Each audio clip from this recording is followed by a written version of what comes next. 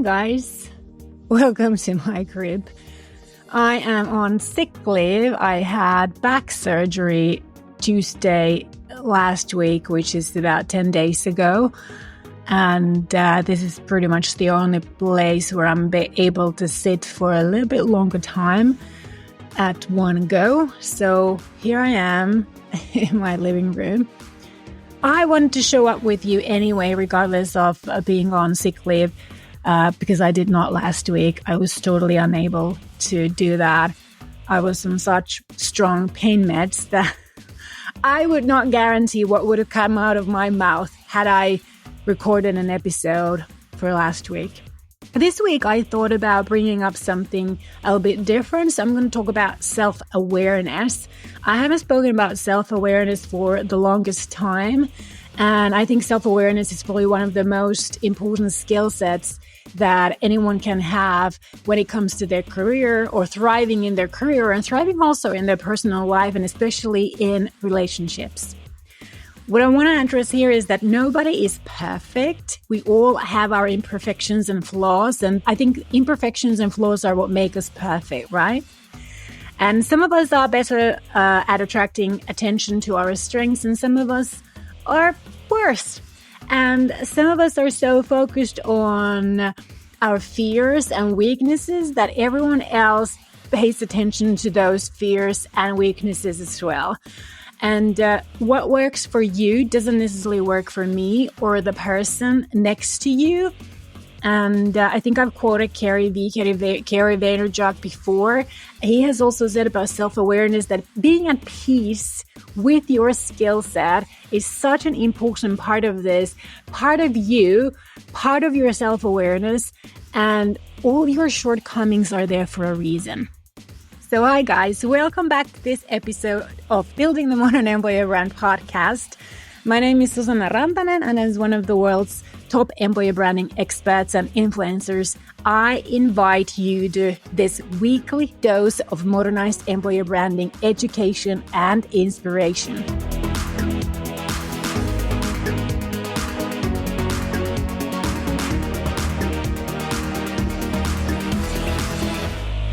As said, I had to take a pause last week with podcasting because I had back surgery last week and I was unable to podcast. And it has been quite hectic business-wise lately. And because the surgery was set up on such a short notice, and it will probably keep me off work for 3 to 4 weeks, probably 4 weeks, I did not have enough time to prep for new episodes in advance because I had to sort out all my customer cases. Anyway, if this is your first time listening to this podcast, I am so happy that you're here and you are so welcome to join us in exploring what the world of modern employer branding has to offer. And I want to say that this podcast is targeted for those of you who are interested in employer branding, HR marketing, communications, whatever your title is. Regardless of whether you actually work in this domain part-time, full-time, or at all. And if you're just looking to start a career and getting some inspiration for a job in this field and in this wonderful domain. So all of you, welcome.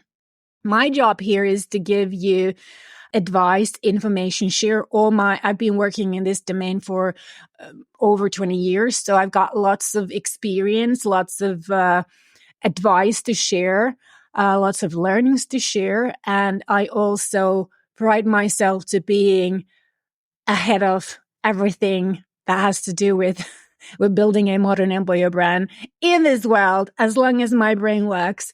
So I want to keep you updated and help you succeed in whatever you do in employer branding and also in your career in employer branding.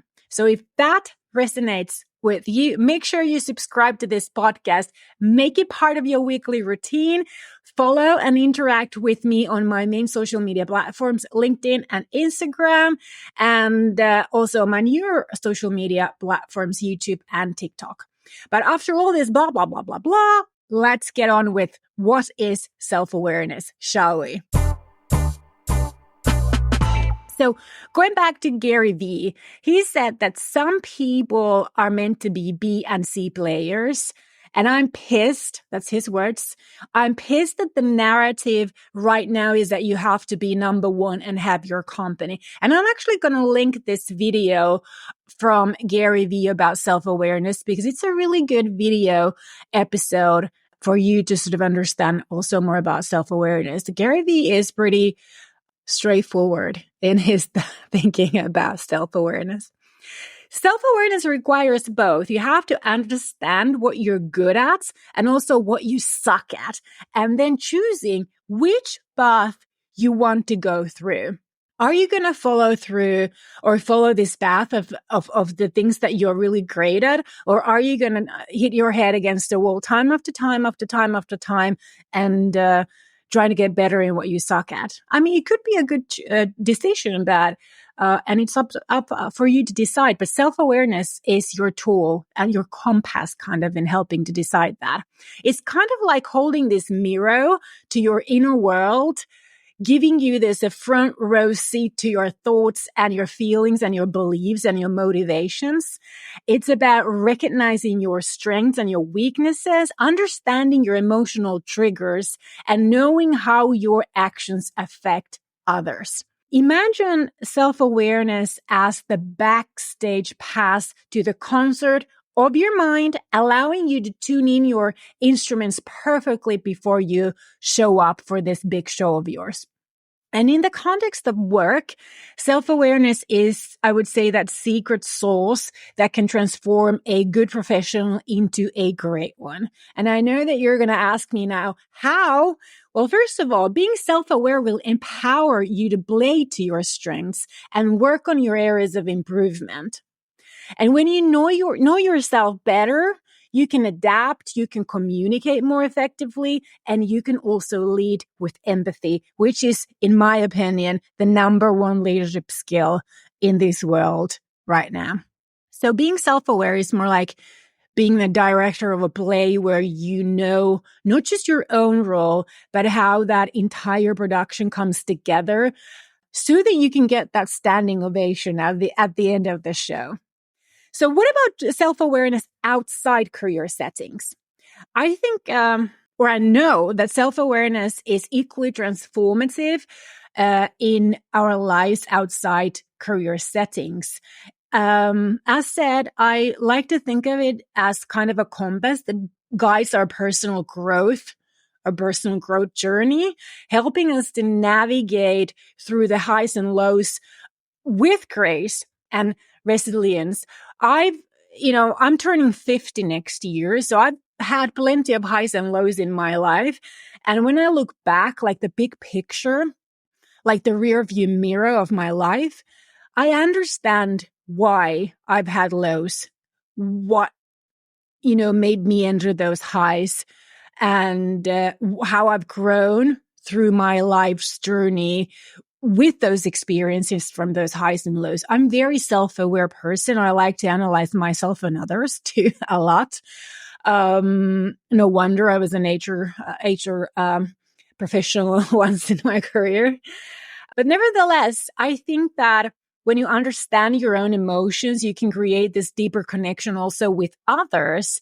And that helps you to make your life's journey, I think, richer and more fulfilling. You're not so sensitive to other people's emotions because you can kind of separate your own self from those. When I was younger, I was really easily influenced by the emotions of others, like what was the sort of the vibe of the room. And I would, if let's say a colleague came to the same office room and were in a bad mood, I would easily think that I had done something that made them, put them in that bad mood. So as I've grown, I've been able to, and through self-awareness, I've been able to sort of take myself away from that and evaluate people like separate from myself and not like think everything bad that happens around me is my fault. Because I was that way before. Why is self-awareness such an important asset?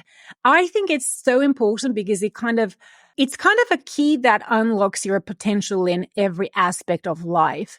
It's about knowing your own script by heart, allowing you to improvise brilliantly in this ever-changing play of work and life.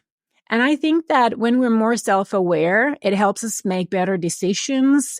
It helps us improve our relationships, understand other people better, and have this deeper sense of fulfillment, because it's not just about seeing yourself clearly, but it's like seeing others more clearly and also shaping yourself intentionally. And I found this to be a really important key set. I've used it a lot in my journey of growing as an entrepreneur, as a leader, as a businesswoman, but also as a wife, as a mother, and as a friend. Now, what about self-awareness and career development? How can self-awareness help you in your professional setting? Well, of course it can. I would say that Americans like to use this word Northern Star. It's like the guiding light in the sky that you follow. I love that kind of a idea, or the kind of a vision of a northern light guiding us in our career journey, guiding us through the inevitable ups and downs of life and career. Because it's not that the entire career of ours will be like 100% butterflies and sunshine, but it helps us to navigate through these, good and bad work experiences towards our ultimate goals of what we want as professionals. So here's a couple of things I wanted to bring up to you about how self-awareness can help be your Northern Star in your career journey. So first of all, it plays to your strengths and helps you to address your weaknesses. I think knowing what your strengths are allows you to also leverage them more effectively in your job and in your career planning and in your career. I mean, imagine pitching to a client or leading a project with a clear understanding of what you're really good at. It's like confidently standing on your own home turf all the time because you are so confident knowing that I really know what I'm talking about. That's what employer branding is to me. Similarly, when you understand your weaknesses, it's not about self-criticism. It's about self-improvement. It allows us to seek opportunities to grow or find ways to either improve our weaknesses or then compensate those weaknesses with some of our strengths, turning potential pitfalls into more like stepping stones, I would say. Another thing that it helps us is to improve communication and relationships, because self-awareness really helps you to understand how you communicate and how others perceive your words and your actions. Being more self-aware makes you somewhat of an expert editor of your own words, your interactions, ensuring that your messages are super clear, your feedback becomes more constructive, and you become a better listener. And this in turn then fosters stronger work relationships, because I have to say that relationships are everything when it comes to career advancement. It's just the way it is. Another thing is that self-awareness enhances your decision-making, because when you are a very self-aware person or self-aware leader of your own career, you can understand what drives your decision-making process, what weaknesses you have that you need to compensate, and what do you need in order to make those decisions, also including biases and emotional influences. And these, my friend, are super important today in this world that is attempting to become increasingly inclusive. And this switched on clarity enables you to make those choices that are more in line with your life goals, with your aspirations, and your values. Now, when I was a recruitment software entrepreneur and a recruitment consultancy owner, this was my first business, something that was called Hebo. Our business model was based on leading talents and employers together, matching them together based on shared values, behaviors, and mutual aspirations. And during those years, I invested a fair bit of my time into learning more about how to match people and, people based on values, aspirations, and behaviors in ways that brought up not just their past experiences and key learnings, but also their potential and their key growth motivators as job seekers. And that is when I discovered the importance of self-awareness, that self-awareness plays a central role when it comes to identifying who you really are and what your worth is in the labor market. I used to talk a lot about increasing your market value as a job seeker or as a professional during those years and during those times. The entire recruitment business, and I think the way that we seek jobs is wired to look at the history and sum up things that sound the same, make sense, that are logical. But as soon as you ask someone to look outside the box and look at what one has achieved, I call this like stacked in their, what's stacked in their rucksacks? What are the contents of your rucksack and how much are they worth to you? And to whom other are they worth something? And how can you leverage the contents of your rucksack? That's what I call as future potential. And being able to recognize those, clearly message those, and clearly pinpoint the value of what's in your rucksack, I think is really important in your career advancement, in your career journey. And that requires self-awareness. And this is, I think, the area that not just most job seekers ignore because it's kind of abstract. It's hard to pinpoint and hard to put your finger on it. But certainly most recruiters and employers also ignore it, especially younger recruiters who don't know how to deal with it because they just don't have that life experience themselves to figure out, like, if you have this skill, where else can you use it apart from where you used it before. So I think this is an area where so many people and organizations could really benefit from if they tapped in it.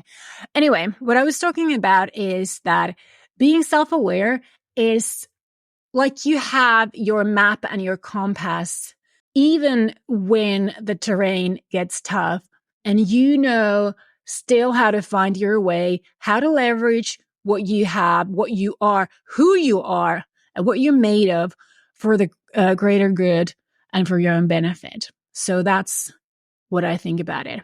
I think self-awareness fuels also your professional growth.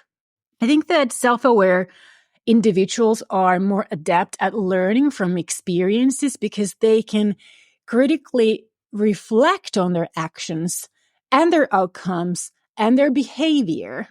And being able to reflect, I think, turns even the smallest task or interaction into a learning opportunity because it helps you to propel you forward in your career. It's about being both the student and the teacher in this classroom of your professional life. And this I find super important because how the world has changed for the better part of the last 2 decades means that we often have to take matters in our own hands because we might just know the most about it. I mean, I've been working in this domain for long enough to have seen how the entire a digital talent was born and has grown and developed and especially when I was still working as a recruitment consultant, it was fun to talk to employers about their hiring needs. When they needed people, they kind of went in, oh, we need this person who has 10 years of such and such. But the thing hasn't, by the time that thing hadn't even existed for 10 years. So there were such new things coming to the market that even employers and recruiters got completely confused about how much experience can you really ask for something that hasn't really existed even for a long time. So when you're self-aware, you kind of understand what's possible and what's not possible. And I find that self-aware people also like to keep themselves educated and kind of stay ahead the curve, if you like, or this way, because the video is there. And because they are not able to get this information from widely from others, they have to do the work, kind of take the matters in their own hands and do the work and make sure that they build up their knowledge in something that they feel very strong about and that feels like their own comfortable home turf that they're really good at. That's their strength. So I think that's one area where being self-aware helps you to grow professionally. Another thing is being self-aware helps to build your leadership skills. Leadership demands a deep understanding of oneself and one's impact on others. Self-awareness allows you to lead with empathy, which I think is the number one skill of leadership skill in this decade. Inspire also with authenticity and manage others with understanding. It's like, when you are more self-aware, you're also more aware of others, and that helps you to harmonize the individual talents in your own team into kind of like an orchestra of success. And I find that self-aware people are more aware of their surroundings. They're more empathetic towards others and also more capable of recognizing strengths and weaknesses in others, like their team members, which makes, I think, great leadership. Self-aware people, I think, are more able to also to adapt to change. And this is really crucial skill in today's fast-paced world. And I'm sure you can agree with that. Self-awareness equips you with this emotional flexibility that you can handle change and uncertainty because you know what your strengths are and you can really lean onto those strengths in those times of uncertainty. It's about recognizing when it's time to hold your ground and when it's time to pivot, ensuring that you remain relevant and resilient no matter what the job market throws your way. This is something that as a self-aware person, I've really used as my strength. I've been able to stay relevant and resilient, pivot new things and change as the domain has changed because the world, ever since I became an entrepreneur, I think the fastest change in the history of humankind has taken place during the time that I have been an entrepreneur. Also, self-awareness attracts opportunities because self-aware people really radiate this authenticity and confidence. And those qualities are really magnetic in professional world and drawing these opportunities towards you because people want to work with someone who knows who they are and where they want to go. It's about being that someone to others that illuminates their paths and lights the way for others too, sets the example, somebody that I can really enjoy watching when they move forward and I can follow them and I can, they are my example and my sort of mentor or my source of inspiration. That is the radiation of self-awareness. And through that, you get lots more business and professional growth opportunities and professional opportunities too. That I can 100% really highlight and put my signature on it because that's what has happened to me. When you know your script, you understand your role, you're performing with it, you're performing it with conviction on this stage of your personal life. That is really inspiring to others, and that gives you more opportunities. And that's what self-awareness really gives you. Before we go, I want to talk about why self-awareness might be your most important skill for success in a workplace. And I think that the sort of the overall general response to that is because the world is full of opportunities.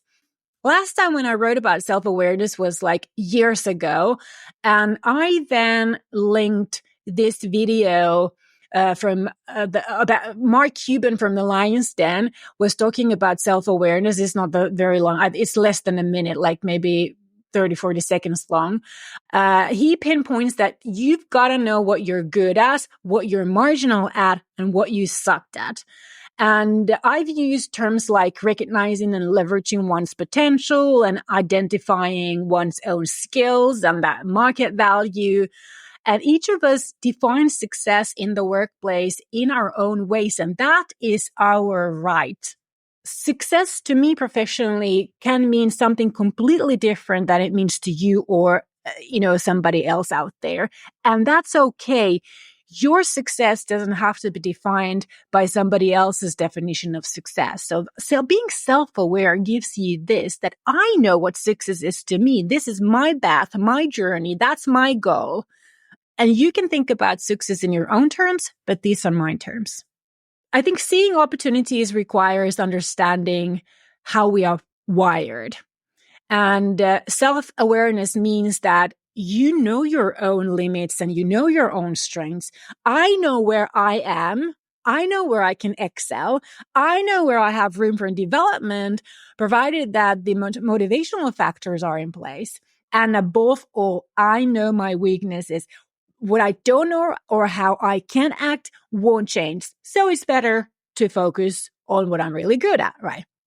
So I once developed a skills profiling form for Hebo. This was my first startup in 2010. And that required professionals to bundle their skills and expertise and experiences thematically. Users loved it. They told me how often, how they often wrote the typical job applications kind of like mechanically without much thinking about what their CVs really message to the reader. And when I gave them this tool to identify their own skills, that led them to consider their skills, achievements, and interests in a completely different way what they typically did when they started to look for a new job. And numerous spontaneous feedbacks let us know at the time that people don't know how how they're wired. And this framework that I developed on this Hebo, this was a software at the time, it generated numerous insights for those users. Many told us that they realized that they were actually applying for completely wrong types of jobs for themselves. And they were able to make a conscious change in their job seeking patterns and land much better fitting jobs, some even dream jobs they mentioned. So self-awareness helps us see and choose those right paths, see sort of beyond our patterns of behavior and recognize whether this pattern that I've been sort of copying for the longest time, is this the right pattern for me? Am I doing things wrong that are hurting my abilities to get that success that I'm looking for, that I'm after? And if I change this pattern, is that success going to be more realistic for me? So I think that being self-aware helps us see and choose these right paths for ourselves.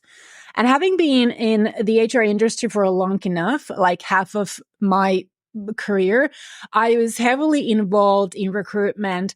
And my experience from that time is that there's a real lack of skills, that the real lack of skills is rarely the reason for a failed recruitment. And it's much more common to fail in landing your next job or, succeed in talent acquisition is because of lack of self-awareness. And imagine that I'm capable of something that sounds interesting, but I might not consider the factors that actually prevent me from succeeding in it. And it's not just the job description, but it's also the sort of the exteriors of the job. So where I'm supposed to do this job, a completely identical job description on paper can really turn into a different role based on where I'm supposed to be doing it. So even though the job description and the job post, the actual job post is likely to be a very different experience, because your experience in the job is so much influenced by the organization who hires, their culture, the size of the company, how many people they employ, where they're located, who your supervisor is, what's the management, the leadership culture like, the values, the customers, the company's financial situation, their strategy, their resources, and your own real interests, those interests that self-aware people can recognize. And when we're faced with choices, we tend to choose the tasks that we find the most meaningful at the time. What if the true emphasis of that job description on paper is completely wrong for us? What if we interpret that the emphasis of this job is something that is very meaningful for us, but when we actually land the job, we realize that, well, that's maybe like a 5% of this job that I wanted to do like 100% of this job. So what always interested me about hiring, and still when I hire people from our own business, is the last section in the job application, which is often titled hobbies and other interests. This section, I think, reveals us the most, because it reveals us, or can reveal us, how this job applicant is actually wired.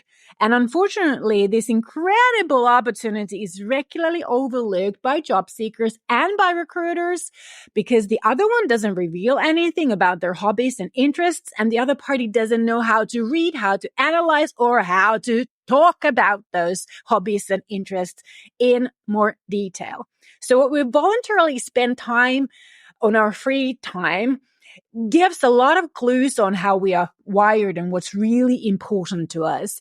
And the hobbies and interests section usually lists hobbies that sound like meaty sexy to us, regardless of whether we have touched that tennis racket we've mentioned over the past 10 years. So try focusing on this section the next time you write a job application for yourself. Think about how you spend your free time. What really matters to you? What takes up the lion's share of your free time? And then consider why you spend the most of your time on that. What is it about this activity that fascinates you? Write it all down. List what you have achieved and what is the value of your time spent to yourself or somebody else. This way, you're already on this path to self-awareness. And I know that as middle-aged folks blame everything on the busy years. And if your free time goes into chauffeuring kids around and caring for the home, you can still identify elements in your everyday life where you excel and where you don't, what you truly enjoy and why. Why is key here. And what really drives you nuts and why, again, is key here. So discover. Becoming more self-aware is really about discovering those whys within you. And I think parents who build careers and shuffle everything at home and at work at the same time are not just nearly burnt out, but they are the people who get my most admiration in work life. They're likely to be massively excellent in time management, have exceptional organizational approach and management skills, are probably also quite innovative and rich in ideas, probably very flexible and able to adjust to changing situations.